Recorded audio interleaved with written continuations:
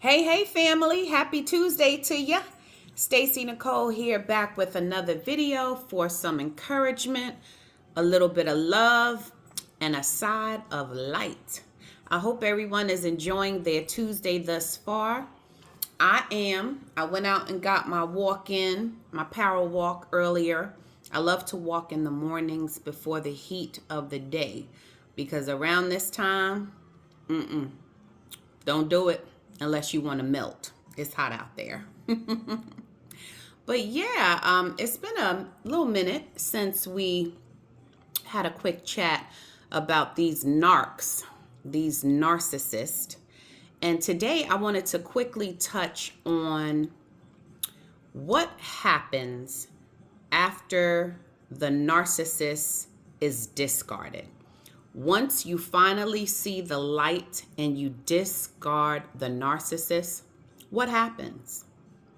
What happens?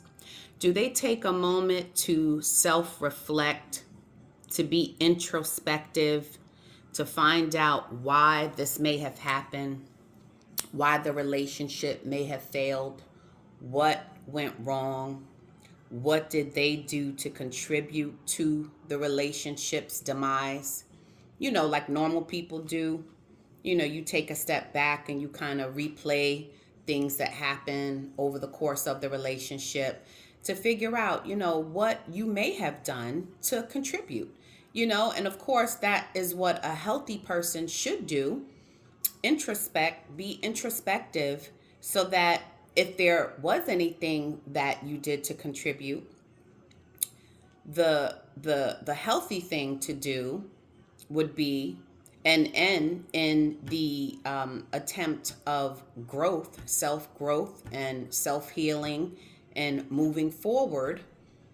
The idea would typically be to reflect on the things that you could have done different so that you don't bring that baggage into your next, so that you can grow and be a better person and show up better, show up healed, show up whole, and just bring a better version of yourself into your new, and yes, ultimately into your next relationship. But that goes for how you just show up in general, how you show up in the world. Healthy people want to grow, they want to do the work, and they want to, just not always point the finger at other people, but they are not afraid to look within themselves, because none of us are perfect. None of us are perfect. And, I did say that in one of my other videos. We all fall short of the glory of God, right? So this thing is a journey, and healing is a journey. It's not a destination, but a journey. Everything that I just explained, that is how a normal person thinks, a healthy person, a person that's not afraid to look within and deal with their faults. Everything that I just explained is the opposite of what a narcissist does. A narcissist never, ever, ever, ever looks within, reflects on themselves. They're never introspective. They never, ever consider what they did wrong. Never, ever. It's always about blame shifting. It's always about deflection, deflecting, deflect. They never, ever, ever want to be accountable for their wrongdoing. And what this does is it creates a vicious cycle in their life, right? It's a vicious cycle. And they have a trail of just devastation that they have left in their path because they refuse to do the work, because they refuse to be accountable. So what this does is it definitely creates a vicious cycle. And think of it as your washing machine. right? When we have dirty clothes, we put them in the washing machine so that they will get washed. They will go through the cycle, they will rinse, and then it repeats. That is exactly what the narcissist does. Wash, rinse, repeat. That's it. They're caught up in a cycle, and once they cause devastation and wreak havoc in their latest victims' lives, aka their supply, without hesitation, they move on to their newest victim, aka the new supply. There is always a new supply waiting in the wings. And that's why, more often than not, a narcissist doesn't really mind when they're discarded, because they're never, ever, ever just with one person anyway. They always have someone lined up just in case, because in their heart of hearts, they realize that their cover can be blown at any time, and that any relationship that they're in is never really solidified, because they're not solidified. They're not solidified as a person. They purposely keep a wall up. Even though they pretend to connect with you, you can feel it. They're not able to connect, and they have no interest in connecting, because connection and intimacy and vulnerability is how healthy relationships are formed. There is no love. There is no way you can receive love unless you are vulnerable. And that's why many people are afraid of love, because they, fear being hurt, and a lot of people keep a wall up. Well, that happens to some healthy people, people that may have been hurt. They are very guarded and they may have a wall up. But no, no, no, not these narcs. This is all part of their sinister game.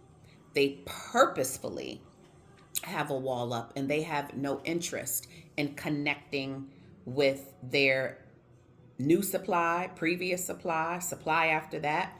They do not connect. They do not create bonds. They create illusions of bonds, right? They have no interest in connecting and truly, forming a healthy bond with someone. And that's why it's so easy for them to fake disconnect, because they were never connected to you in the first place. But that is why it's so easy for them to move on to the next supply, is because this is all part of the wash, rinse, repeat cycle. So these people are just evil. I can't say it enough. They're just evil. They are very vindictive. They are very calculating and strategic as to how they move in relationships.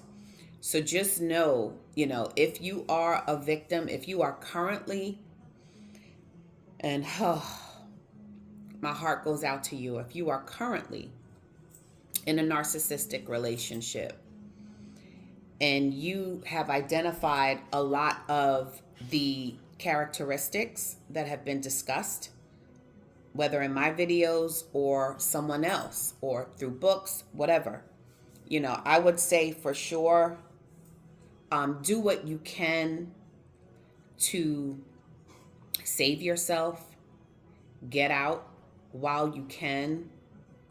Of course, you want to be safe, so if you are dealing with someone that has a tendency to be violent or dangerous, there's a healthy way to do that, but in a safe way, safety first.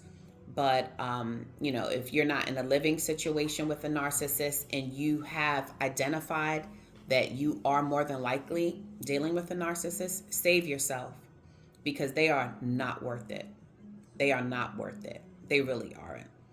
Praises be to God that I made it out of a 13-year covert narcissistic, abusive marriage, where the person, showed up as just, a knight in shining armor, the flowers, the this, the that, they did it all. But behind it, it was nothing but hate. It was hate. They do not have the ability to love you. Just know that. If you don't take away anything from this video, just know that narcissists, and it doesn't matter, covert, overt, malignant, they have an inability. They are incapable of loving. That's just what it is. That's what it is. So wash, rinse, repeat. They run that cycle through every relationship as they target and abuse victim after victim after victim. It is disgusting. And they are of their father, the devil. These people are not to be trusted. And remember, you can't trust what you see initially. That's the love bombing. They will love bomb you, love bomb you, love bomb you to get you vulnerable enough to where you trust them and you get hooked on all of the beautiful things. But just know that the love bombing is just a precursor to the devalue. The devalue is the next phase after the love bombing. And I think next time we'll talk a little bit about the devalue phase. Yeah.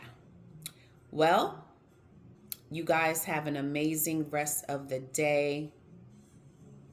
Beat the heat. Stay cool. Stay hydrated. And I hope this encouraged someone. Until next time, y'all be blessed. And hop down in the comments.